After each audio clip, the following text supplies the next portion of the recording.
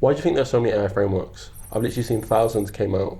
Even recently, you see Mistral, JetBrains, and more. Yeah, I think that there was this common sort of condition or like scenario that's encountered when people are building out an application that uses large language models, where they start off with just using like one of them, and maybe they're using OpenAI, and then Anthropic releases another good model, and maybe they want to try prompt caching or some special feature, and they have like several models from several providers in use then, right?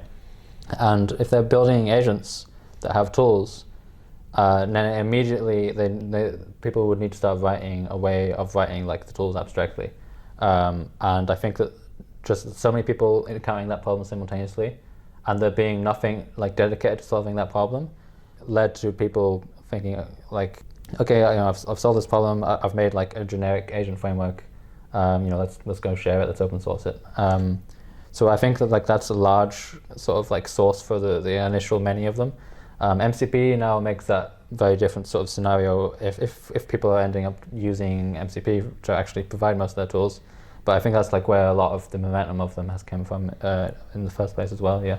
But going off that, do you not think it could be something like a Google scenario where they want to build their own in-house things? Because you see like Mistral, they come up with theirs. I just don't see how that's different to anything else that's out there. Yeah, I mean, I'd be very curious to like look into what Mistral have actually done, but I think that there is a very legitimate sort of reason as well where we don't really know like what the optimal way of defining agents are. Like it's a very new thing, it's a new concept, and also like defining how they interact. And if you are making like a fixed workflow, like which paradigms can work really well for that.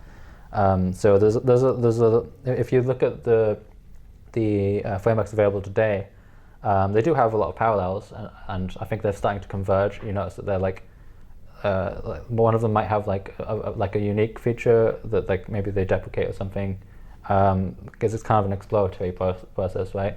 And having so many people build frameworks at the same time, but in certainly different directions, can help to identify really nice paradigms as well.